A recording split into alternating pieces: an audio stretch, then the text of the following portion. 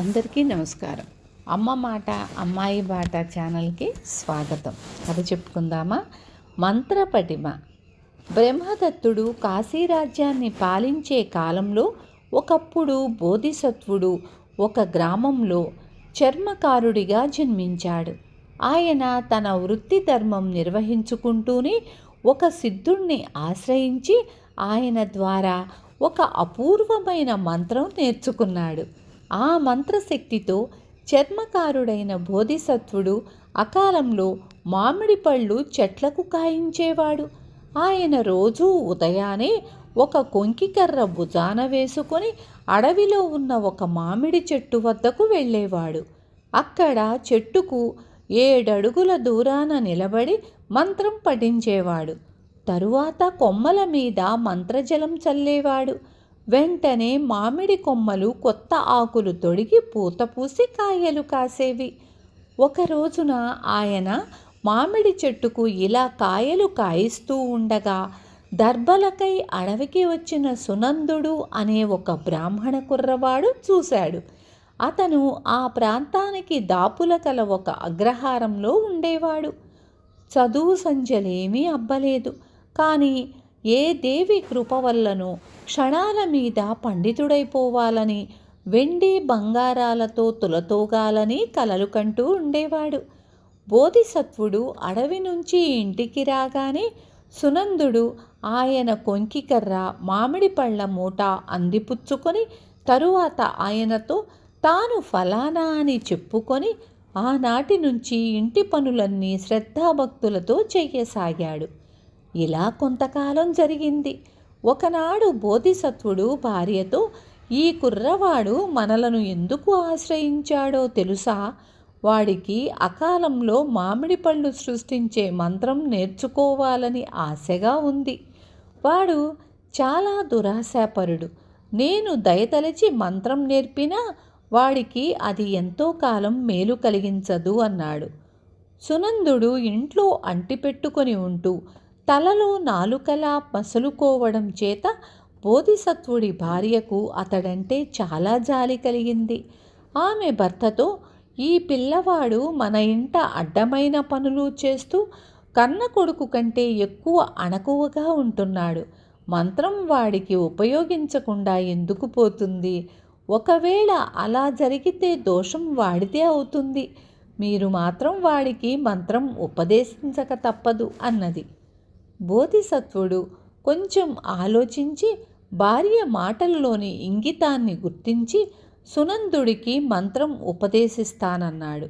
ఆ మర్నాడు ఆయన సునందుణ్ణి పిలిచి, నాయనా, ఇది చాలా అపూర్వమైన మంత్రం. దీన్ని న్యాయ మార్గాన ఉపయోగించుకున్నావంటే ధనము, కీర్తి రెండూ లభిస్తాయి. కానీ ఒక సంగతి గుర్తుంచుకో, దీనిని ఎవరి దగ్గర నేర్చుకున్నావు అన్న ప్రశ్న ఎవరైనా అడిగినప్పుడు మాత్రం రహస్యం వెల్లడించకూడదు. రహస్యం వెల్లడించావో ఆ క్షణం నుంచి మంత్రపటిమ అంతరించిపోతుంది అని చెప్పి మంత్రం ఉపదేశించాడు. సునందుడు మంత్రం నేర్చుకుని ఇల్లు చేరి అకాలపు మామిడి పళ్ళు సృష్టిస్తూ వాటిని విక్రయించి ధనం సంపాదించసాగాడు. సునందుడు సృష్టించే ఈ అకాలపు మామిడి పళ్ళలో ఒకటి కాశీరాజుకు చేరింది. ఆయన ఆశ్చర్యపడి వాటిని సృష్టిస్తున్న వాళ్ళు ఎవరా అని విచారించి సునందుడు అని తెలియగానే అతన్ని పిలిపించాడు. ఋతువు కాని ఋతువులో ఈ మామిడి పళ్ళు నువ్వెక్కడి నుంచి తెస్తున్నావు?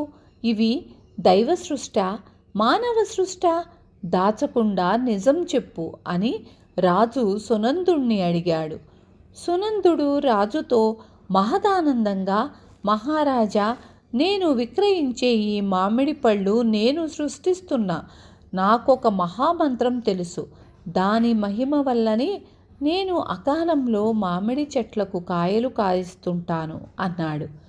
ఈ జవాబుకు రాజు మరింతగా ఆశ్చర్యపోతూ, అలాగా? ఆ మంత్రపటిమ ఎలాంటిదో స్వయంగా చూడాలని కోరిక ఉంది. నా ఉద్యానవనంలోని చెట్లకు నీ మంత్రమహిమతో కాయలు కాయించగలవా అన్నాడు. సునందుడు సంతోషంగా అందుకు ఒప్పుకున్నాడు. మర్నాడు రాజు పరివారం వెంటరాగా ఉద్యానవనంలోకి వెళ్ళాడు. అక్కడ ఒక చెట్టుకు 7 అడుగుల దూరంలో నిలబడి మంత్రం పఠించి కమండలంలో నుంచి దాని కొమ్మల మీద మంత్రజలం చల్లాడు. వెంటనే చెట్టు నుంచి వందల సంఖ్యలో మామిడి పళ్ళు కిందకు రాలాయి. ఈ అద్భుతం చూసి రాజు, ఆయన పరివారం పొందిన ఆశ్చర్యం అంతా ఇంతా కాదు. వాళ్ళు పళ్ళను ఏరి తెచ్చుకొని తిని చూశారు. అద్భుతమైన రుచి. రాజు సునందుణ్ణి ఘనంగా సన్మానించాడు. తరువాత ఆయన సునందుణ్ణి, ఇంత గొప్ప శక్తిగల మంత్రాన్ని నీకు ఉపదేశించిన మహాజ్ఞాని ఎవరు అని ప్రశ్నించాడు. సునందుడికి ఏమి చెప్పడానికి పాలుపోలేదు. నిజం వెల్లడిస్తే మంత్రపటిమ పోతుందని చెప్పిన గురువు మాటలు అతడికి జ్ఞాపకం ఉన్నాయి. అయినా కంటతా వచ్చిన మంత్రానికి పటిమ పోవడం ఏమిటి? ఇవన్నీ గురువుగారి భేషజపు పలుకులు అనుకొని రాజుకు తాను మంత్రం ఎక్కడ నేర్చుకున్నది చెప్పేశాడు.